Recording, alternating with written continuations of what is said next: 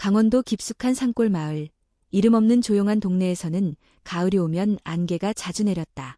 새벽이 되면 논밭 위로 뿌연 안개가 밀려오고 노란 은행잎이 바람결에 흩날리며 좁은 골목길을 가득 채웠다. 이 작은 마을은 외지인에게는 알려지지 않았지만 마을 사람들에게는 그저 익숙한 일상이 반복되는 평범한 곳이었다. 그런데 얼마 전부터 이상한 소문이 돌기 시작했다. 마을 장터 근처에서 매일 점심 무렵이면 도시락을 입에 물고 지나가는 개 한 마리가 있다는 이야기였다. 처음엔 아무도 신경 쓰지 않았다. 또 아이들이 만든 이야기겠지. 개가 도시락을? 설마 사람들은 웃어넘겼다. 하지만 소문은 점점 구체적으로 바뀌기 시작했다. 어떤 이는 그 개가 흰색 털에 갈색 무늬가 있다고 했고, 어떤 이는 꼬리가 유난히 길다고 말했다. 어떤 이는 매일 정확히 12시 30분쯤에 장터 뒷길로 지나간다고 했다. 장터 근처 상인들 몇몇은 실제로 봤다고 주장했다. 내 눈으로 봤어. 도시락통을 입에 물고 있었어. 마치 배달하는 것처럼. 그 이야기는 빠르게 퍼졌다. 특히 마을 어르신들 사이에서 이야기의 열기가 더해졌다. 차를 마시며 서로 얼굴을 맞댄 할머니들은 진지한 표정으로 속삭였다. 그게 혹시 조상님이 다시 태어난 거 아닐까? 이상하게 눈빛이 슬퍼. 매일 같은 시간에 같은 길을 간다더니 분명 뭔가 이유가 있는 거야. 그 무렵 이 마을에서 조용히 혼자 살아가는 여자 하나가 있었다. 이혜원. 그녀는 서울에서 태어나 대학까지 나왔지만 6년 전 직장을 그만두고 이 마을로 내려왔다. 사람들과 잘 어울리지도 않았고 말수가 많은 편도 아니었다. 사람들은 그녀를 도시 여자라 불렀지만 그녀가 이곳으로 왔는지 아는 이는 없었다. 그녀는 번역 일을 하며 조용히 살아가고 있었고 마을 사람들과는 꼭 필요한 말만 나누는 정도였다. 혜원은 처음엔 그 개에 대한 이야기를 대수롭지 않게 여겼다. 하지만 이틀 전 장을 보러 장터에 갔다가 사람들 틈에서 이상한 장면을 목격했다. 모두가 조용히 길을 내어주는 가운데 정말로 도시락을 입에 문 개 한 마리가 천천히 지나갔다. 개는 주변을 경계하지 않았고 고개를 숙인 채 목적지로 향하듯 똑바로 걸었다. 도시락은 낡은 알루미늄 재질이었고 손잡이가 떨어질 듯 말 듯했다. 그 순간 혜원의 가슴에 이상한 울림이 일었다. 개는 사람을 전혀 무서워하지 않았고 무엇보다 너무나 의미 있는 걸음으로 보였다. 마치 누군가를 위해 아니면 누군가의 부탁을 지키기 위해 이동하는 듯한 느낌. 도시락을 떨어뜨릴까 조심스럽게 입을 담은 모습, 고든 자세, 그리고 살짝 늘어진 기, 모든 게 어딘가 슬프고도 절박하게 느껴졌다. 혜원은 그날 밤 잠을 이루지 못했다. 그 개의 눈빛이 계속 머릿속을 맴돌았다. 도시락 안엔 뭐가 있을까? 누구를 위해 그렇게 매일 같은 시간에 이동하는 걸까? 그냥 굶주린 개가 우연히 음식을 챙겨 다니는 것이라면 이렇게 주목받지 않았을 것이다. 그 이상한 집념과 행동은 분명 이유가 있는 것이다. 다음 날, 혜원은 평소보다 일찍 장터로 나갔다. 일부러 12시쯤에 그 자리에 도착했다. 그리고 기다렸다. 어제 봤던 골목 끝을 바라보며 마음속으로 말했다. 정말 다시 나타날까? 12시 30분. 골목 저편에서 또다시 그 개가 모습을 드러냈다. 같은 개였다. 흰 몸통에 갈색 무늬, 길게 늘어진 꼬리, 그리고 입에 물린 낡은 도시락. 혜원은 사람들 틈에 서서 조용히 개를 바라보다가 이번엔 개가 어디로 가는지 따라가 보기로 결심했다. 그녀는 천천히 멀찍이 거리를 두고 발걸음을 옮겼다. 개는 장터를 지나 북쪽 작은 숲길로 들어섰다. 평소엔 사람들이 잘 다니지 않는 길이었다. 풀들이 무성했고 돌길은 미끄러웠다. 혜원은 숨을 죽이며 조심스럽게 따라갔다. 개는 한 번도 뒤돌아보지 않았다. 목적지를 정확히 알고 있는 듯 똑바로 걸었다. 그리고 약 10분쯤 후 그녀는 어느 폐가 앞에 다다랐다. 폐가는 오랫동안 사람이 살지 않은 듯 벽은 금이 가 있었고 창문은 깨져 있었다. 철제 대문은 녹이 슬어 있었고 담벼락 아래로는 잡초가 무릎까지 자라 있었다. 개는 조심스럽게 대문 사이로 들어갔고 혜원은 멀찍이 나무 뒤에 숨어 그 모습을 지켜보았다. 개가 도시락을 내려놓자 어둠 속에서 작은 그림자가 나타났다. 그리고 도시락을 향해 조심스럽게 기어 나왔다. 혜원은 그 순간 숨을 멈췄다. 그건 아이였다. 조그맣고 마른 체구, 얼굴은 온통 먼지투성이, 눈빛은 초점이 없었다. 아이는 걔 옆에 앉아 도시락을 열었다. 걔는 옆에 앉아 조용히 지켜봤다. 아무 말도 없었지만 그 장면은 말할 수 없는 슬픔을 품고 있었다. 혜원은 몸이 굳은 채로 나무 뒤에서 한참을 서 있었다. 심장이 빨리 뛰었고 머릿속은 복잡했다. 도대체 이 아이는 누구고 이 폐가에 혼자 있는 것일까? 그리고 그 개는 정말로 이 아이를 위해 도시락을 날라다 준 걸까? 그녀는 본능적으로 느꼈다. 이건 단순한 도시괴담도 우연한 만남도 아니었다. 그 순간부터 혜원은 이 수수께끼를 풀지 않고는 못 베길 것 같은 예감이 들었다. 그리고 그녀의 인생은 그날 이후로 완전히 달라지기 시작했다. 이혜원은 폐가 앞에서 한동안 움직이지 못했다. 자신의 눈앞에서 벌어진 장면이 현실이라는 사실을 받아들이기까지 시간이 필요했다. 도시락을 열고 밥을 한 숟갈씩 천천히 입에 넣는 아이, 그 옆에서 말없이 앉아 지켜보는 게, 그 풍경은 너무도 조용하고 기묘해서 마치 다른 시간대, 다른 세계의 한 장면처럼 느껴졌다. 혜원은 조심스럽게 스마트폰을 꺼내 멀리서 그 장면을 사진으로 담았다. 영상으로도 잠시 촬영했다. 손이 약간 떨렸다. 마음속 깊은 곳에서 뭔가가 흔들리고 있었다. 분노, 슬픔, 호기심, 두려움. 이 감정들은 단순히 목격자만이 아니라 어쩌면 개입해야 할 책임자로 자신을 이끌고 있었다. 혜원은 더 가까이 다가가고 싶었지만 조심스레 물러서기로 했다.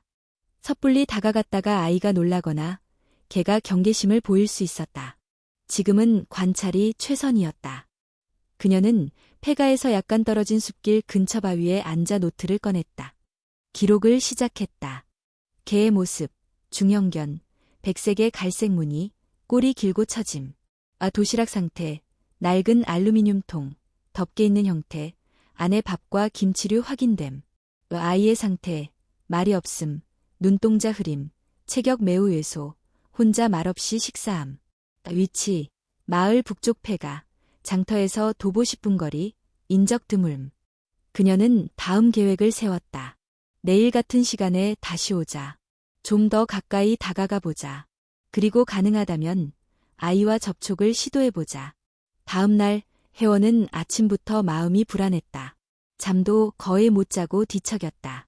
폐가의 아이가 자꾸 머릿속을 떠올랐다. 밥을 다 먹은 뒤 아이는 무엇을 할까? 밤에는 춥지 않을까? 아픈 데는 없을까? 그 아이는 도대체 왜, 어떻게 그곳에 있게 된 것일까? 점심 무렵, 혜원은 다시 폐가로 향했다. 전날보다 조금 더 가까운 위치에서 기다렸다. 그리고 정확히 12시 35분, 개가 도시락을 물고 나타났다. 어제와 다름없는 길, 다름없는 걸음. 그 뒤를 따라 폐가로 들어가는 모습도 그대로였다. 혜원은 가슴을 조이며 개가 도시락을 내려놓는 장면을 또다시 지켜봤다.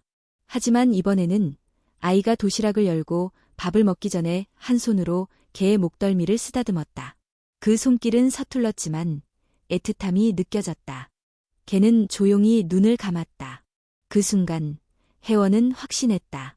이 둘은 단순한 주종 관계가 아니었다. 보호자와 피보호자, 가족, 혹은 그 이상의 연결고리. 단절된 세계 속에서 서로를 지탱해주는 유일한 존재. 혜원은 더 이상 멀리서 지켜볼 수 없었다. 무언가 행동을 해야 할 것만 같았다. 그녀는 가방에서 작은 생수병과 김밥을 꺼냈다. 아이가 있는 방향에서 약간 비켜난 지점에 조심스럽게 놓고 돌아섰다. 일부러 소리내지 않도록 조용히 움직였고 아이가 그녀의 존재를 인지하지 못하도록 거리를 유지했다. 다음 날 그녀는 같은 시간, 같은 자리로 향했다. 폐가 앞 풀숲 근처에서 조용히 앉아 기다렸다. 개는 나타났고 아이 역시 도시락을 받고 식사했다. 그런데 전날 혜원이 놓고 간 생수병과 김밥 봉지는 사라져 있었다. 쓰레기 흔적 없이 깔끔히 치워져 있었다. 누군가 가져갔다는 증거였다. 아이가 그녀의 존재를 느꼈다는 신호이기도 했다. 그날 혜원은 폐가 쪽으로 좀 더 가까이 다가갔다. 숨을 죽이고 문틈 사이로 안쪽을 살폈다. 내부는 어둡고 곰팡내가 진동했지만 한쪽 구석엔 낡은 담요, 찢어진 인형, 그리고 벽에 붙어있는 메모지 같은 것들이 있었다. 그 위에 놓인 작은 상자 하나가 눈에 들어왔다. 혜원은 조심스레 집 안으로 들어갔다. 아이와 개는 아직 도착하지 않은 듯했다. 그녀는 상자를 열었다. 안에는 낡은 사진 한 장과 접혀있는 종이 뭉치가 있었다. 사진 속에는 젊은 여자가 아이를 안고 웃고 있었다. 종이 뭉치를 펼치자 삐뚤빼뚤한 글씨로 적힌 편지가 나왔다. 잉크가 번져서 잘 보이지 않는 부분도 있었지만 대체적인 내용은 이러했다. 민준아, 미안해. 엄마는 지금 도망가야 해. 아빠는 더 이상 우리를 사랑하지 않아. 엄마는 너무 아프고 너를 지켜줄 힘이 없어. 대신 멍실이가 널 지켜줄 거야.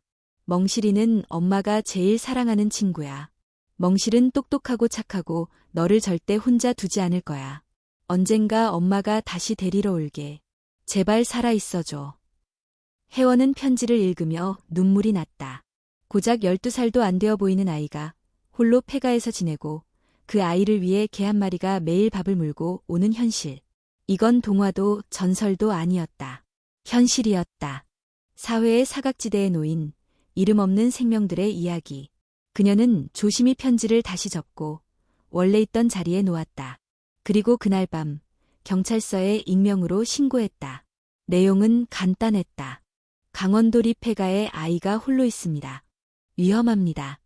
개와 함께 지내고 있습니다. 빨리 구조가 필요합니다. 혜원은 갈등했다. 개와 아이의 관계가 너무 깊어 보여 그들을 억지로 떼어놓는 게 옳은지 확신할 수 없었다. 그러나 더 이상 지켜만 볼 수는 없었다. 밤은 깊어졌고 바람은 차가웠다. 그녀는 창밖을 바라보며 생각했다. 나는 지금 옳은 일을 하고 있는 걸까? 그리고 알 수 있었다. 이 선택이 그녀를 한참 후에 더 깊은 갈등과 질문으로 이끌게 될 것임을. 경찰에 익명으로 신고를 한 다음 날, 이혜원은 온종일 불안한 마음을 떨칠 수 없었다. 창밖에는 잔잔한 비가 내리고 있었고 마치 이 세상이 아이와 개의 고요한 세계에 연민을 보내는 듯했다. 그녀는 책상 앞에 앉아 노트북을 열었지만 자판 위에 손을 올린 채 한 글자도 입력하지 못했다. 머릿속엔 여전히 폐가 속 장면이 생생하게 떠오르고 있었다. 그날 저녁, 마을 경찰 2명이 조용히 폐가로 향했다. 혜원은 멀리서 그들을 지켜보았다.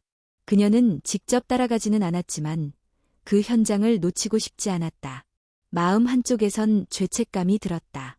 아이가 겁에 질리지는 않을까? 개가 공격적으로 나오진 않을까? 혹시 아이가 도망치면 어떻게 될까?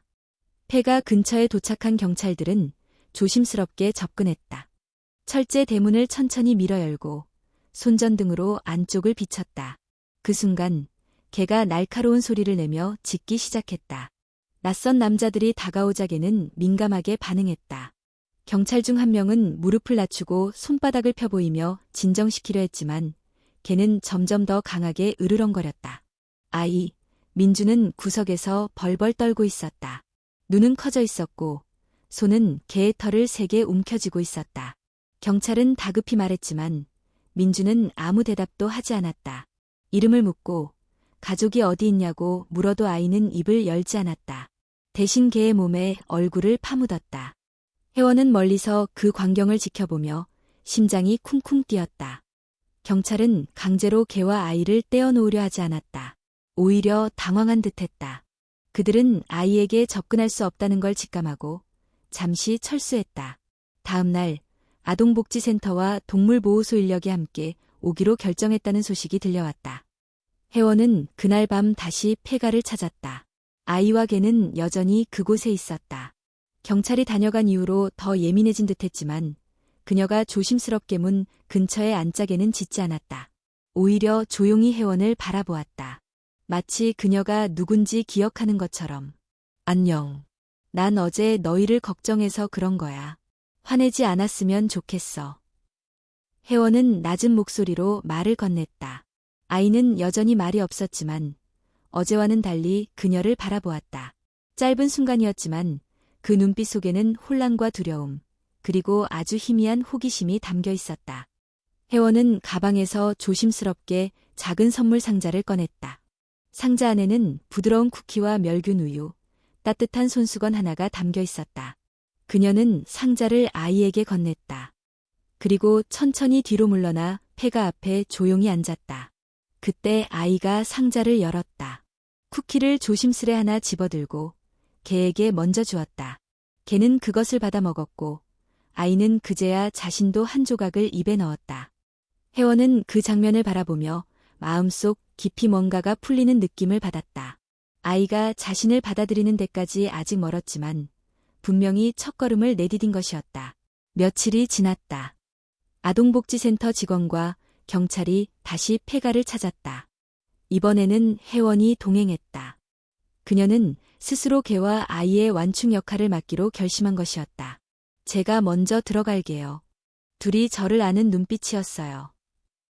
폐가 안으로 들어간 혜원은 민준과 눈을 맞췄다. 개는 경계심을 풀고 혜원에게 다가왔다. 혜원은 아이 앞에 무릎을 꿇고 말했다. 괜찮아, 민준아. 우리는 너를 해치려는 사람들이 아니야. 오히려 도와주고 싶어. 아이의 눈이 흔들렸다.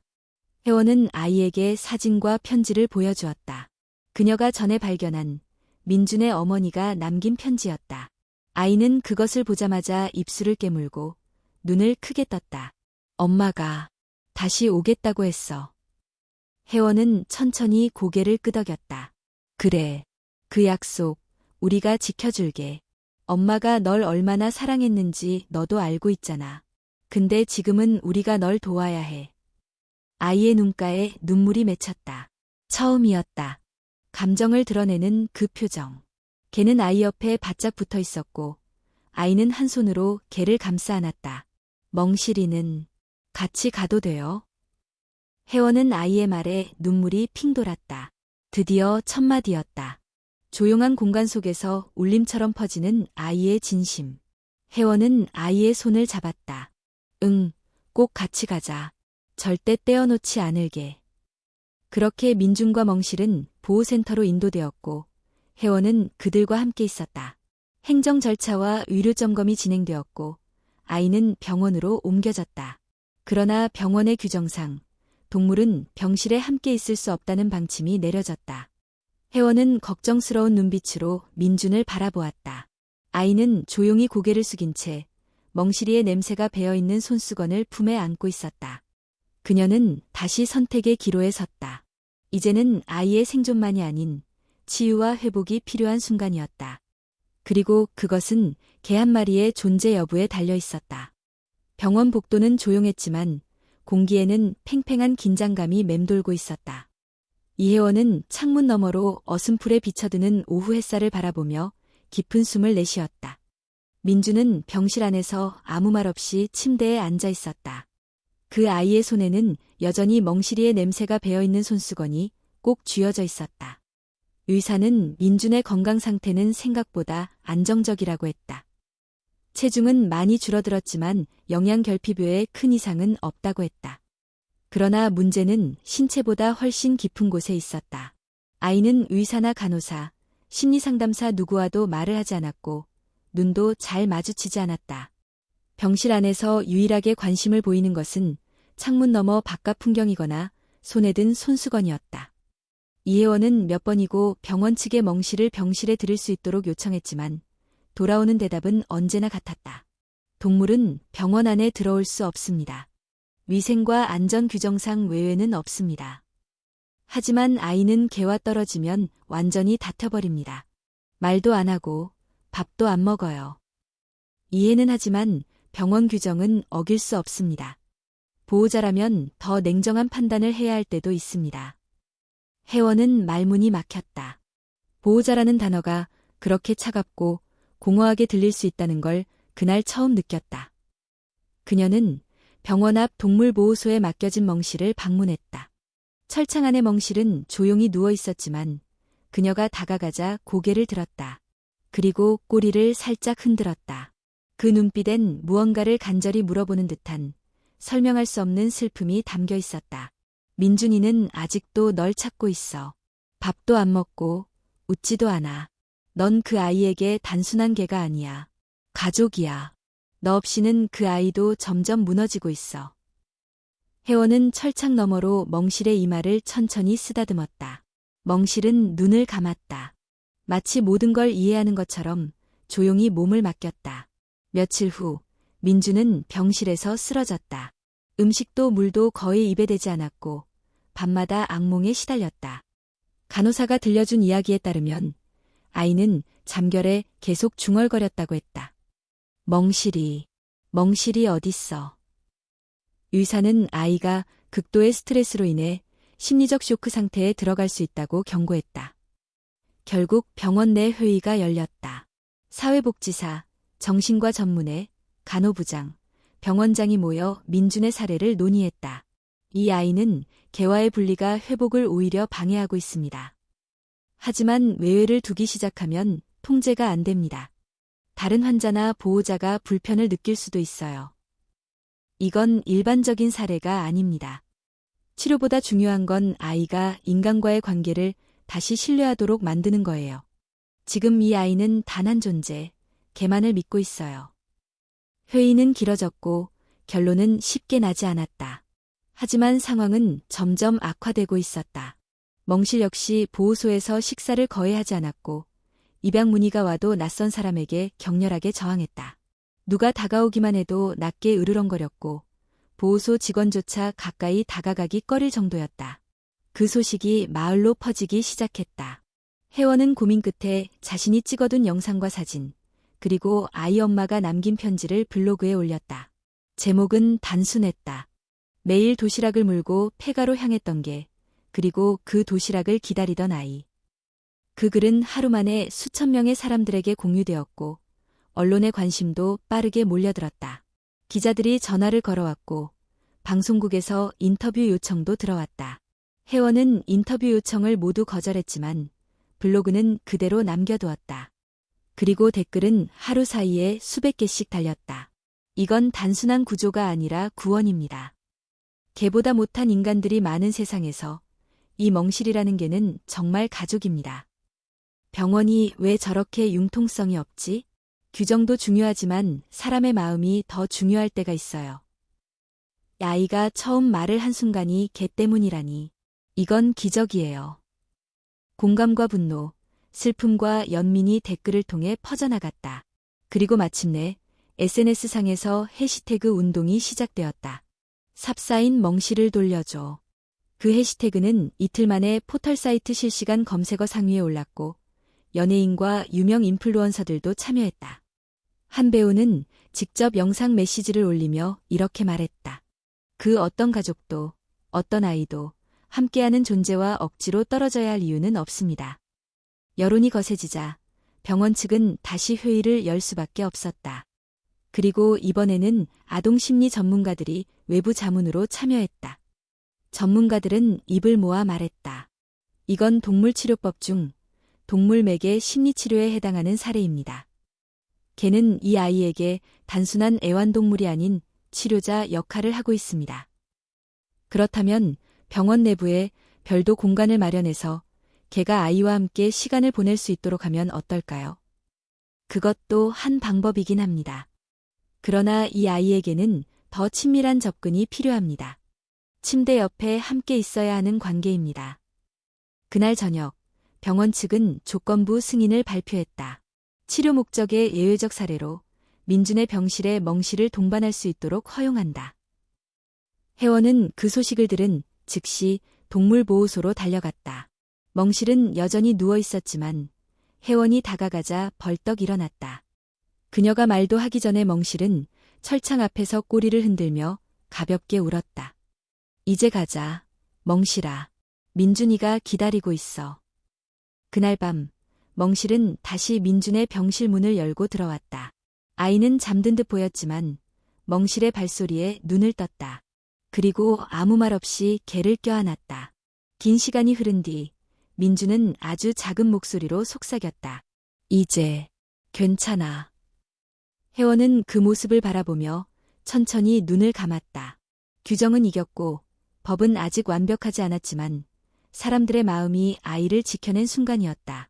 민준의 병실 안은 한동안 정적에 잠겨 있었다. 멍실이 병실로 들어온 그 순간부터 모든 것이 달라졌다. 아이는 더 이상 악몽에 시달리지 않았고 식사도 조금씩 다시 시작했다. 밤마다 침대 곁에 눕는 멍실을 끌어안고 잠들었으며 깨어나서는 가장 먼저 멍실에게 인사를 건넸다. 병원 직원들 사이에서도 놀라움이 퍼졌다. 간호사들은 아이의 표정이 달라졌다고 말했다. 눈빛이 살아났고 손끝이 조금씩 따뜻해졌다. 어떤 날은 조용히 웃기도 했다. 그 웃음은 작고 불완전했지만 분명히 변화였다. 이혜원은 병실을 자주 찾았다. 민주는 처음엔 말을 아꼈지만 혜원이 멍실과 가까운 사람이라는 사실을 받아들이고 나서부터는 조금씩 말을 트기 시작했다. 혜원은 아이와 대화를 나누며 조심스럽게 물었다. 민준아, 폐가에서 그렇게 오래 혼자 있었을 때 무서웠지? 아이의 눈동자가 잠시 흔들렸지만 이내 고개를 끄덕였다. 무서웠어요. 밤이 되면 바람 소리가 커지고 창문이 울렁거리고 근데 멍실이는 항상 옆에 있었어요. 안고 자면 괜찮았어요. 멍실이한테 밥은 어떻게 받았어? 어느 날부터 도시락을 물고 오기 시작했어요. 처음엔 누가 주는 건지 몰랐는데 나중엔 알았어요. 엄마가 떠나기 전에 말했거든요. 멍실이랑 있으면 괜찮을 거라고. 그 말을 듣고 혜원은 마음이 아렸다. 그렇게 작고 연약한 존재가 개 한 마리에게 전적으로 의지하며 살아남았다는 사실은 감히 상상조차 어려운 현실이었다. 아이는 어른들 대신 개를 신뢰했고 개는 자신이 이해하지 못하는 세상 속에서 묵묵히 아이 곁을 지켜냈다. 하지만 평온한 시간은 오래가지 않았다. 병원 측은 처음에 허용한 치료 목적의 동반을 임시 조치로 간주하고 있었고 멍실의 장기 동반 여부에 대해 내부적으로 이견이 생기기 시작했다. 감염 우려, 다른 환자와 보호자의 불편, 위생 문제 등 다양한 이유가 회의에서 오갔다. 혜원은 다시 병원 측과 면담을 요청했다. 민준이는 멍실 없이는 잠들지 못합니다. 식사도 안 하고 말도 줄어들었어요. 이런 변화는 단순한 애착의 문제가 아닙니다. 치료 그 자체예요. 하지만 병원장은 단호했다. 우리는 병원입니다. 치료를 위한 장소이지 동물과 함께 생활하는 공간이 아닙니다. 규정이 있다는 건 예외를 만들지 않기 위함입니다. 너무 오래 끌면 다른 환자들에게도 영향을 줄 수 있습니다. 며칠 후 병원은 멍실을 다시 동물보호센터로 옮기겠다는 결정을 내렸다. 혜원은 그 소식을 민준에게 어떻게 전해야 할지 몰랐다. 그는 이미 변화의 조짐을 보이고 있었고 이별은 그 모든 과정을 무너뜨릴지도 모른다는 생각에 숨이 막혔다. 하지만 병원은 통보식으로 행동에 나섰다. 어느 날 새벽 혜원이 병원에 도착했을 때는 이미 멍실이 이송된 후였다. 간호사의 말에 따르면 아이가 자는 사이 조용히 데려갔다고 했다. 아이한텐 아직 말하지 않았어요. 너무 충격이 클까봐. 하지만 그런 조심스러움은 아무 의미가 없었다. 민주는 멍실이 병실에 없다는 사실을 곧바로 알아챘다. 그는 처음엔 아무 말 없이 이불을 끌어안고 있었다. 그러다 시간이 지나면서 얼굴이 굳어졌고 입술을 꼭 깨물었다. 간호사가 다가가자 그는 소리를 질렀다. 거짓말이야. 멍실이 데려갔지. 다시는 안 오는 거지. 혜원이 들어갔을 땐 아이는 이불을 찢고 있었고 침대 옆 탁자를 넘어뜨려 놓은 상태였다. 두 눈은 충혈되어 있었고 손톱 끝이 벌겋게 피어 있었다. 그는 울부짖으며 외쳤다. 다시 안 믿을 거야. 아무도. 다 뺏어가잖아. 엄마도. 멍실이도. 다. 혜원은 아이를 끌어안으려 다가갔다. 하지만 민주는 뒷걸음질 쳤다. 가지마. 가까이 오지마. 혜원은 그 자리에서 눈을 감았다. 무언가가 산산조각 났다는 느낌이 들었다. 긴 시간 동안 쌓아온 신뢰, 말없이 나눈 온기, 함께 먹은 과자 하나, 작은 웃음 하나. 그것들이 지금 이 순간 아이의 절규 속에서 무너지고 있었다. 병원 측은 상황을 심각하게 받아들였다. 심리상담팀은 아이가 극단적인 스트레스를 겪고 있으며 회복까지 더 오랜 시간이 필요할 것이라고 분석했다. 그러나 혜원은 달리 생각했다. 더 많은 시간이 필요한 게 아니었다. 아이는 단 하나를 원하고 있었다. 멍실. 그 존재가 사라진 공간 속에서 민주는 다시 고립되고 있었던 것이다. 그날 밤, 혜원은 다시 블로그를 열었다. 그리고 짧은 글을 올렸다. 멍실이 다시 돌아가지 않으면 민주는 우리 모두를 다시 잃을 겁니다. 그 글은 곧 수천 개의 댓글을 받았다. 사람들은 분노했고 병원을 비판했으며 다시금 해시태그를 달기 시작했다. 삽사인 멍실을 돌려줘 캠페인이 다시 살아났다. 그리고 이번엔 단순한 온라인 운동이 아니었다. 법조계, 의료계, 아동복지 단체들이 연대했고 한 인권 변호사는 이렇게 말했다. 이건 단순한 동물 출입 허용의 문제가 아닙니다. 한 아이의 생명권과 치유에 대한 이야기입니다. 혜원은 결심했다. 더 이상 부탁이나 요청이 아니라 법적 조치를 취하겠다고. 멍실이 민중 곁으로 돌아올 수 있도록 그 권리를 인정받기 위해 이제는 싸워야 했다. 그리고 그녀는 민준에게 약속했다. 이번엔 절대 뺏기지 않을게. 멍실이도 너도. 이혜원이 블로그에 올린 글은 이전보다 훨씬 더 빠르게 확산되었다. 단순한 동정이나 감정적 공감이 아니라 구체적인 분노와 질문을 불러일으키는 글이었다. 치료를 위한 동물 동반이라는 예외적 상황에 대해 병원 측이 보인 태도는 많은 사람들에게 차가운 행정의 한계를 상기시켰다. 글이 게시된 다음 날 주요 포털의 실시간 검색어에는 멍실, 민준이, 이혜원, 병원 규정 등의 단어들이 오르내렸다. 여러 뉴스 채널에서 이 사연을 다루기 시작했고 인터뷰 요청이 빗발쳤다. 혜원은 여전히 인터뷰를 거절했지만 상황은 그녀를 중심으로 돌아가고 있었다. 특히 SNS상에서 영향력 있는 인물들이 연이어 목소리를 내기 시작했다. 유명한 아동심리 전문가, 동물행동학 교수, 심리치료 상담가들이 각각의 입장에서 글을 올렸고 다수의 유명 연예인들도 삽사인 멍실을 돌려줘 해시태그를 붙이며 자신의 SNS에 글을 남겼다. 민준이는 단지 한 아이가 아니다. 우리가 놓치고 있는 아이들의 얼굴이다.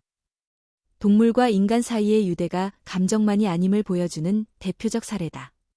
병원은 규칙을 따랐을지 몰라도 인간성을 잃었다. 며칠 뒤 시민단체가 연대한 온라인 청원서가 청와대 국민청원 게시판에 올라왔다.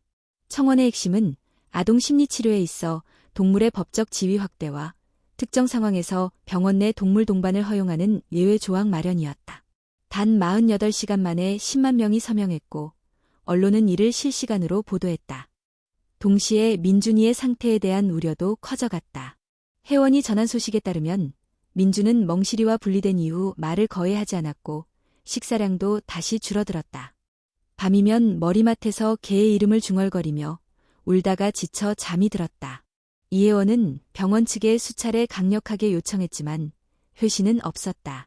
그러던 중 동물보호센터에서 일이 벌어졌다. 멍실이 계속해서 식사를 거부하고 있다는 사실이 뉴스로 알려진 것이다. 보호소 직원이 직접 언론에 익명으로 제보한 내용에는 이런 문장이 있었다. 그 개는 마치 사람이 아픈 것처럼 보여요. 다른 개들이 짖거나 다가와도 반응이 없고 누워만 있어요. 뭔가 기다리고 있다는 느낌이에요. 그 보도는 사람들의 감정을 더욱 격렬하게 만들었다. 이제 사람들은 단지 민준을 걱정하는 것이 아니라 멍실 역시 또 다른 피해자라고 여겼다. 한 유명 소설가는 자신의 SNS에 이렇게 썼다. 우리는 지금 한 개가 아이를 구했고 그 아이는 개를 기다리고 있고 사회는 그들을 갈라놓았다. 대중은 행동에 나섰다. 서울과 부산, 대전, 광주 등 주요 도시에서 동시다발적으로 멍실과 민준을 위한 촛불 집회가 열렸다. 참가자들은 손에 강아지 인형과 아이 그림이 그려진 피켓을 들고 병원의 결정을 비판하는 목소리를 높였다. 그 중에는 실제로 반려동물과 함께 온 사람들도 있었다. 우리 아이도 강아지를 통해 세상과 연결됐어요. 왜 그걸 끊어놓으려 하는 거죠? 이건 법의 문제가 아니라 인간성의 문제예요. 우리는 누구의 편에 설 건가요? 병원은 점점 궁지에 몰려갔다. 처음에는 침묵으로 일관했지만 결국 기자회견을 열 수밖에 없었다. 병원장은 단상에 올라 준비된 원고를 꺼냈다. 우리는 병원이라는 특수한 공간에서 모든 환자의 안전과 위생을 최우선으로 생각해야 합니다. 멍실이와 민중군의 사연은 우리도 가슴 아프게 바라보고 있습니다. 현재 심리치료 전문가들과 논의 중이며 가능한 합리적 조치를 검토 중입니다. 하지만 기자들의 질문은 더욱 날카로웠다. 왜 처음부터 예외 조항을 고려하지 않았습니까? 민중군의 건강보다 병원 이미지가 더 중요했던 건 아닙니까? 멍실이를 동반하지 않는 동안 아이가 무너졌다는 보고는 어떻게 해석하십니까? 병원장은 명확한 답변을 내놓지 못했다. 대신 외부 전문가들과 긴밀히 협의하겠다는 말만 반복했다. 그러나 그 뒤로 여론은 더욱 거세졌고 병원을 향한 불신은 깊어졌다. 그 무렵 이혜원은 한 통의 전화를 받았다. 익명의 변호사로부터였다. 그는 자신이 이 사건에 관심을 갖고 있으며 혜원의 블로그와 공개된 편지, 영상 등을 바탕으로 가족권, 아동의 복지권, 동물과의 정서적 유대에 대한 새로운 법적 시도를 함께 해보자고 제안했다. 지금 이 사건은 단순한 규정 위반이나 병원 행정 문제가 아닙니다. 대한민국 사회가 가족을 어떻게 정의하고 유대를 어디까지 인정할 수 있는가에 대한 질문이에요. 저는 민준과 멍실이의 사례가 전환점이 될 수 있다고 믿습니다. 혜원은 그 말에 깊이 공감했다. 그녀는 그동안 행동보다 관찰에 익숙한 사람이었지만 민준과 멍실을 통해 처음으로 행동하고 발언하고 세상에 목소리를 내기 시작했다. 이제는 멈출 수 없었다. 아니, 멈춰선 안 됐다. 며칠 뒤 변호사와 혜원은 정식으로 병원에 내용 증명을 발송했다. 민준의 심리치료 권리와 멍실과의 정서적 연계를 근거로 병원 내에 제한적 공중 공간을 마련해달라는 요청이었다. 병원이 이를 거부할 경우 아동복지법 및 인권 관련 법령을 근거로 소송에 돌입할 준비도 함께 포함되어 있었다. 혜원은 병원 앞벤치에 앉아 민준의 병실 창문을 바라보았다. 그 창은 안에서밖에 열리지 않았다. 민준은 그 안에 있었고 세상은 점점 더 가까이 다가오고 있었다. 그녀는 조용히 중얼거렸다. 이번엔 반드시 열리게 하자. 그 창도, 그 마음도. 새벽 3시 47분, 병실 안은 여전히 조용했다. 병원 복도에는 간호사들의 발소리도 멎은 지 오래였고 환자들의 숨소리만이 희미하게 들려왔다. 그러나 민준의 병실 안에서는 작은 움직임이 일어나고 있었다. 민준은 침대 위에 반드시 누운 채 눈을 감고 있었지만 이불 아래 손은 미세하게 떨리고 있었다. 멍실이 없이 맞이한 10번째 밤. 아이는 매일 밤 이불을 덮은 채 눈을 꼭 감고 멍실의 냄새를 기억하려 했었다. 그러다 스르르 잠에 들었지만 몇 시간 지나지 않아 악몽에 시달리며 깨어났다. 오늘도 그랬다. 민주는 벌떡 일어나 이마에 맺힌 땀을 손등으로 닦았다. 그리고 손으로 침대 옆을 더듬었다. 거기엔 아무것도 없었다. 언제나 멍실이 엎드려 있던 자리, 그 따뜻한 체온이 느껴졌던 공간은 차가운 공기만이 남아있었다. 그 순간 병실 문이 조용히 열렸다. 간호사도 아니었고 의사도 아니었다. 이혜원이었다. 그녀는 병원 측과 실랑이 끝에 그날 밤만큼은 아이 곁에서 지켜볼 수 있도록 특별 허락을 받아냈다. 멍실과의 재회를 위해 치열한 싸움이 이어지는 중이었지만 민준의 오늘 밤이 특히 위험하다는 소식에 그녀는 망설이지 않았다.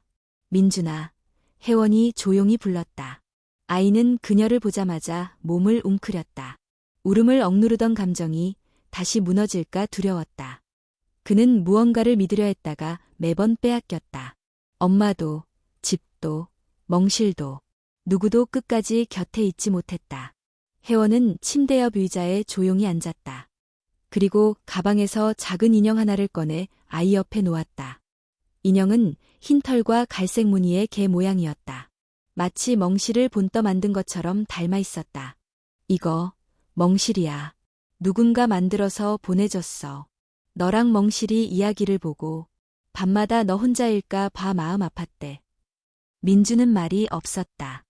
그러나 눈동자는 인형에 고정되어 있었다. 천천히 손을 뻗어 인형을 품에 안았다. 작고 가벼운 그 인형은 아무 소리도 없었지만 민주는 그것을 안자마자 울음을 터뜨렸다. 참아왔던 감정들이 한순간에 터진 듯 조용한 흐느낌이 병실을 메웠다. 혜원은 아무 말 없이 아이 곁에 있었다. 눈물을 닦아주지도 안아주지도 않았다. 대신 그저 함께 울었다. 그 아이가 자신의 상처를 마침내 드러낸 순간 혜원은 그것이 치유의 시작임을 직감했다. 다음 날 아침 변호사와 함께 준비한 법적 대응이 언론을 통해 공개되었다. 아동복지법 제17조 심리적 안정권 보장에 관한 조항을 근거로 하여 민준이의 심리치료 과정에 멍실의 지속적 동반이 필수적이라는 점을 강조한 내용이었다. 기자회견에서 혜원은 이렇게 말했다. 민준이는 말을 잃은 아이였습니다. 그러나 그 아이가 처음으로 입을 열었던 순간 그 옆에는 멍실이 있었습니다. 단순히 개가 아닙니다. 가족이고 구조자이며 유일한 연결고리입니다. 이날 발표는 엄청난 반향을 불러일으켰다. 방송국과 인터넷 커뮤니티, 학계에서 민준과 멍실의 사례를 인권, 교육, 치료, 심리학 관점에서 다각도로 분석했다. 전국의 병원과 복지기관들에서도 유사한 사례에 대해 재검토를 시작했다. 심지어 보건복지부는 동물 매개 치료에 대한 정책 검토를 공식 발표하기에 이르렀다. 그리고 드디어 병원 측도 공식 입장을 바꾸었다. 아동의 심리적 회복을 최우선으로 고려해 민준에 한하여 치료 기간 동안 멍실의 병실 동반을 허용하겠다는 내용이었다. 그날 오후 멍실은 보호소 직원의 인솔하에 병원으로 이동했다. 차에서 내리자마자 멍실은 병원 건물을 향해 고개를 들고 민준이 있는 방향을 찾아 후각을 곤두세웠다. 엘리베이터 안에서도 계속해서 흥분된 숨소리를 내며 꼬리를 흔들었다.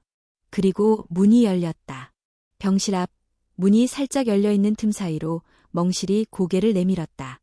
멍실아. 민준의 목소리는 작았지만 분명하고 또렷했다. 방 안은 단숨에 조용해졌고 모든 사람의 시선이 그 작은 입술에서 나온 단어 하나에 멈췄다. 멍실은 짧게 짖으며 침대 위로 뛰어올랐다. 민준은 걔를 안고 몇 초간 눈을 감았다.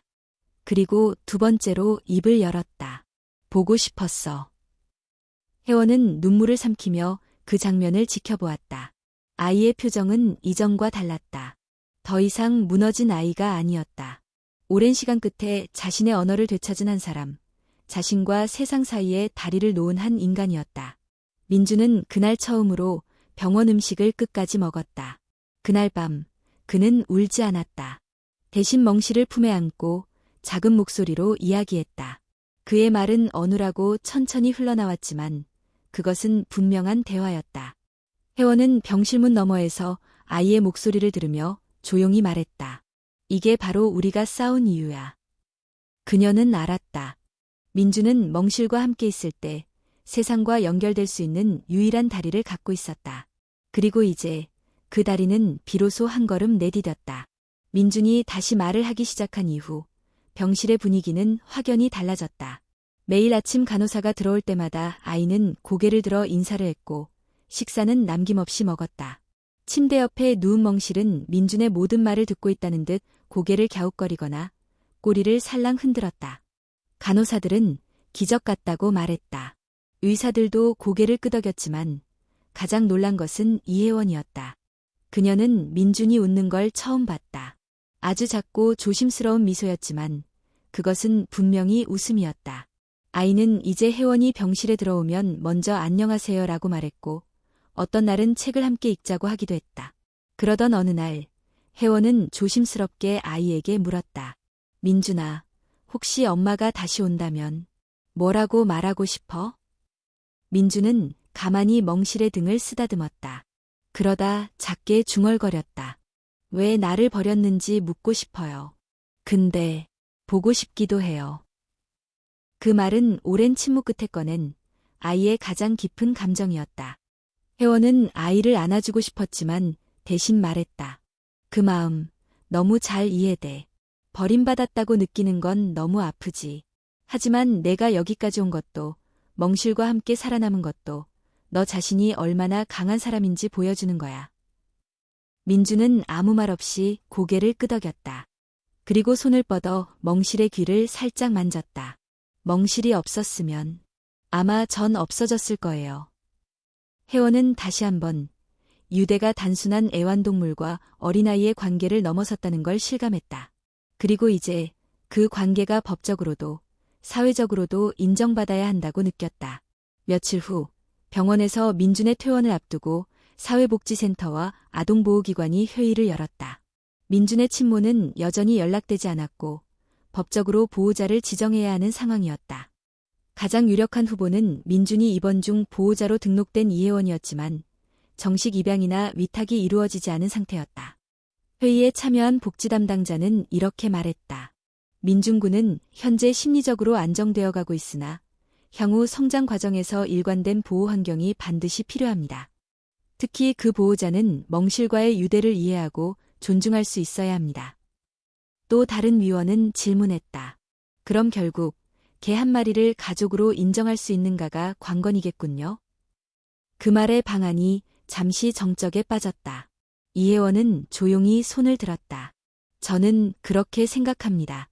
가족이란 피가 아니라 함께한 시간과 지켜낸 신뢰로 만들어지는 거라고요.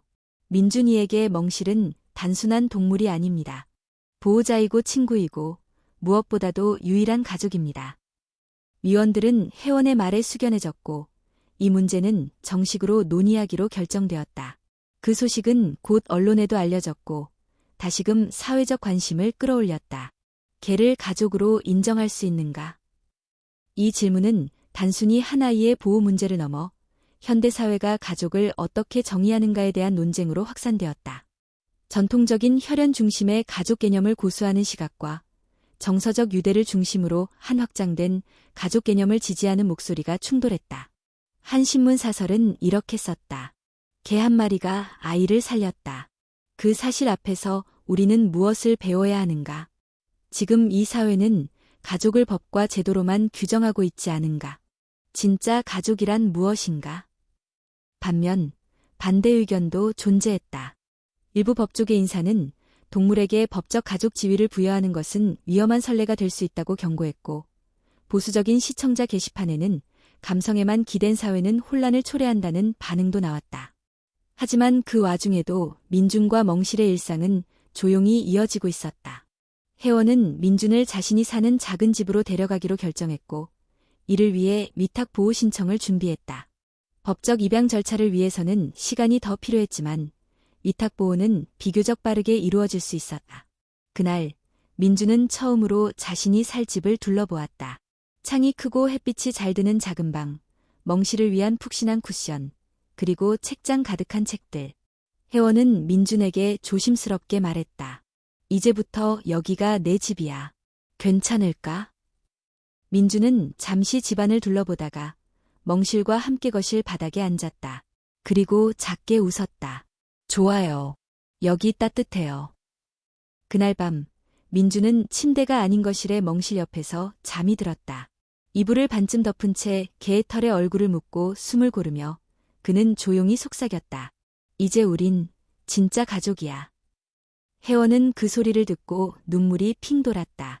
피로 맺어지지 않았지만 상처를 함께 이겨낸 두 존재가 서로를 가족이라 부르는 그 순간 그녀는 세상이 조금씩 변해가고 있다는 걸 느꼈다. 가족의 정의는 하나가 아니었다. 그것은 버티고 견디고 지켜낸 관계로도 충분히 설명될 수 있었다. 민준이 혜원의 집으로 옮겨간 지 2달이 지났다. 집은 작지만 조용했고 혜원이 손수 정리한 책장과 창문 너머로 들어오는 햇살이 공간을 따뜻하게 감쌌다. 멍실은 민준의 발치에 늘 붙어 있었고 아침이면 꼬리를 흔들며 아이를 깨웠다. 민준은 이제 일상적인 말도 자유롭게 할 수 있었다. 처음에는 짧고 조심스러운 문장이었지만 시간이 지나면서 그는 자신이 본 꿈 이야기, 멍실이의 버릇, 좋아하는 음식까지 차분하게 말하기 시작했다. 혜원은 그 변화 하나하나를 조용히 지켜보며 기록했다. 그날 오후, 민준은 혜원과 함께 근처 작은 마트를 다녀오는 길이었다.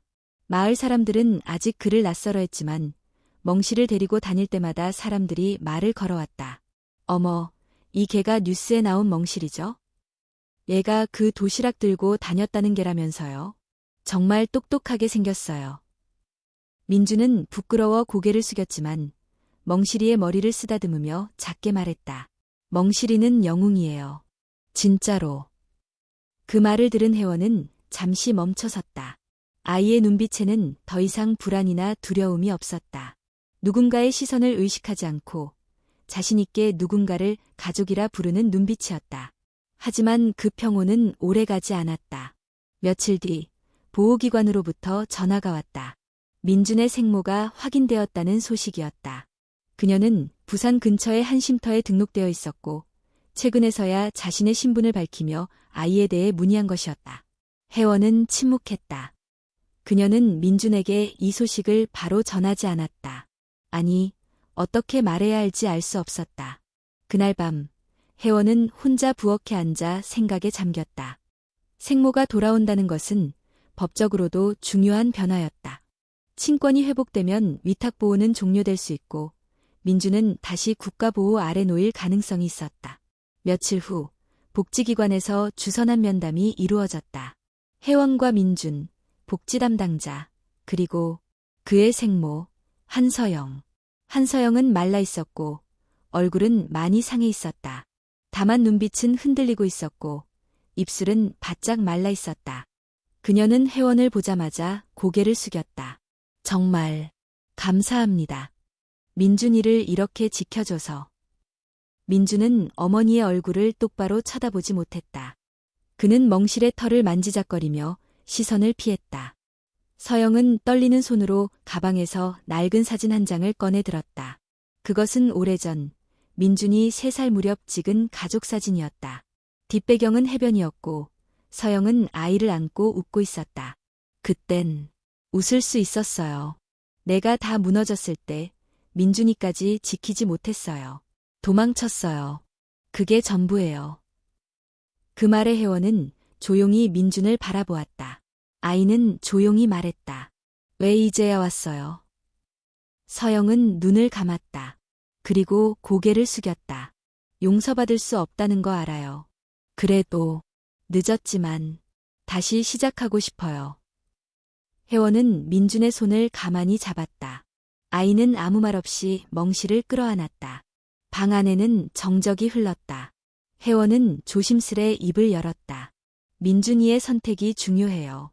이 아이는 다시는 누군가의 결정에 휘둘리는 존재가 아니에요. 복지 담당자는 고개를 끄덕였다. 법적으로도 아이가 10세 이상일 경우 본인의 의사표현이 보호 조치에 직접 영향을 미칠 수 있었다.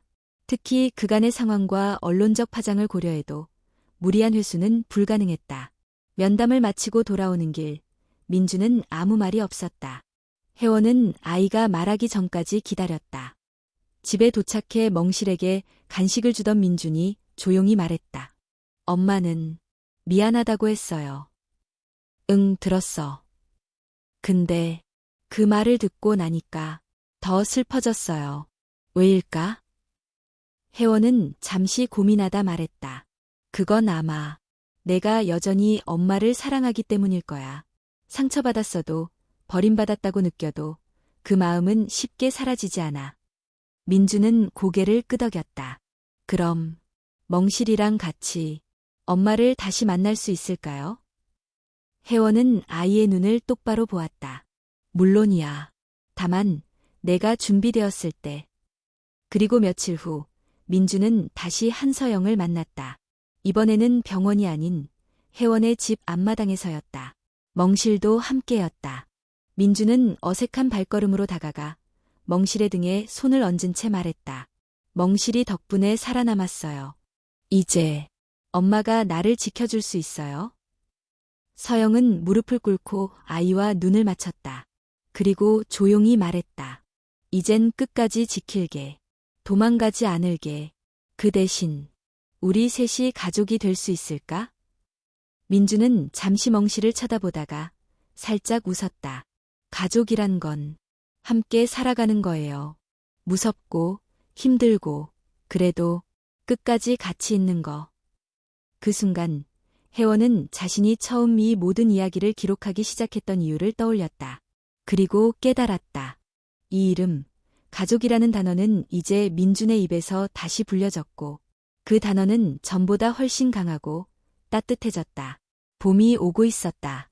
아직 아침 공기는 차가웠지만 나뭇가지에는 연두빛 새순이 올라오고 있었고 혜원의 집 앞마당에도 민준이 심은 작은 꽃들이 얼굴을 내밀고 있었다.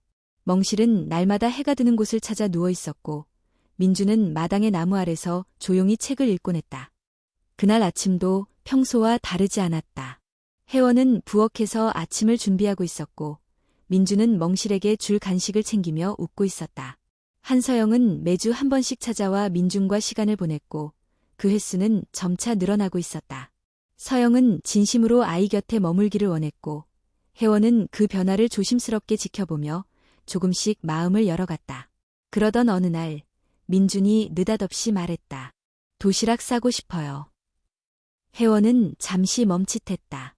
도시락, 어디 가려고? 아니요. 그냥 옛날처럼 멍실이랑 같이 도시락 먹고 싶어요. 기억하고 싶어서요. 그때 내가 혼자였던 게 아니라는 거요. 그 말은 단순한 바람이 아니었다. 민주는 자신의 과거와 마주하려는 스스로 선택한 첫 번째 용기였다. 혜원은 미소 지으며 고개를 끄덕였다. 그럼 같이 싸볼까? 그날 혜원과 민주는 오래도록 부엌에서 도시락을 준비했다. 민주는 김치를 작게 썰고 달걀을 지단으로 부쳤다. 혜원은 밥을 곱게 담고 정성스럽게 반찬을 놓았다. 마지막엔 도시락 뚜껑을 닫고 고무줄로 묶으며 민준이 조용히 말했다. 이 도시락은 마지막 도시락이에요. 그때처럼 멍실이랑 나눠 먹는 마지막 도시락. 다음 날 아침, 셋은 폐가가 있던 산길로 향했다. 오래된 기억이 얽힌 그 장소는 더 이상 무섭지 않았다. 마을 사람들의 요청으로 폐가는 정리되어 있었고 그 자리는 이제 나무 몇 그루와 풀밭만 남아 있었다. 민주는 그 자리에 돗자리를 펴고 앉았다. 멍실은 그 곁에 조용히 누웠고 혜원과 서영은 약간 떨어진 곳에서 아이를 지켜보았다. 민주는 도시락을 꺼내 멍실 앞에 하나를 놓았다. 예전처럼. 그리고 자신도 하나를 열었다. 멍실아, 이건 우리가 살아남았다는 증거야. 너 혼자 다닌 그 길, 나도 기억해. 무서웠지만 너 있어서 괜찮았어. 그는 조용히 밥 한 숟갈을 떠 입에 넣었다. 멍실은 민준을 바라보다 조심스레 밥에 코를 대었다. 잠시 후 걔는 조용히 밥을 먹기 시작했다. 그 순간 민준은 눈을 감고 하늘을 올려다보았다. 머릿속에 떠오르는 많은 기억들, 차가운 겨울밤, 텅 빈 집, 희미한 엄마의 목소리, 그리고 매일 점심이 되면 들리던 발소리. 그 모든 시간을 지나 그는 지금 이 자리에 앉아 있었다. 더 이상 버려진 아이도 익힌 존재도 아니었다. 그를 지켜보는 사람들과 함께 밥을 나눌 수 있는 개가 있었고 이제는 자신을 지키기 위한 목소리도 있었다. 그는 도시락을 다 먹고 난 뒤 그 자리에 작은 돌 하나를 올려놓았다. 마치 과거를 묻고 새로운 시간을 시작하는 의식처럼. 혜원은 조용히 다가와 물었다. 어떠니? 다시 와보니까? 민주는 미소 지으며 말했다.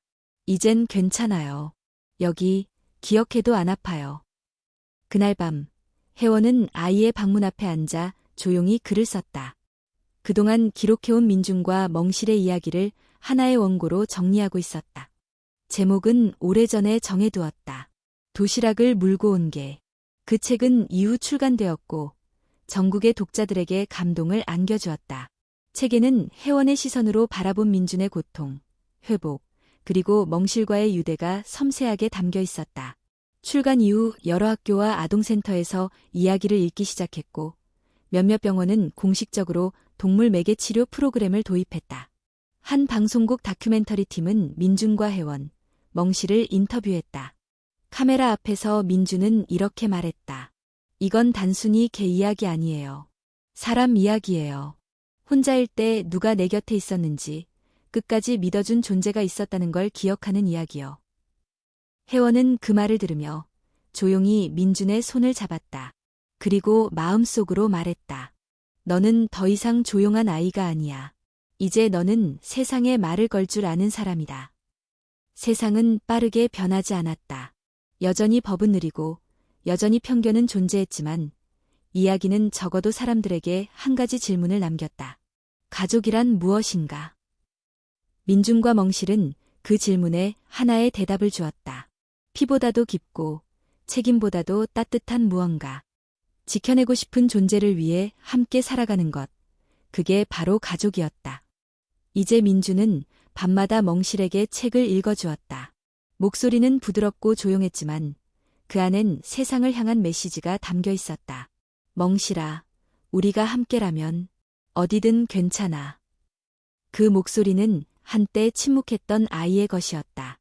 이제는 누군가를 안심시키고 위로하며 앞으로 걸어가는 사람의 목소리였다. 그리고 그들의 삶은 계속되었다. 특별한 날이 아니어도 도시락을 나누고 평범한 하루를 살아가며 서로를 바라보며 웃을 수 있는 그런 나날들로 이제 더 이상 마지막은 없었다.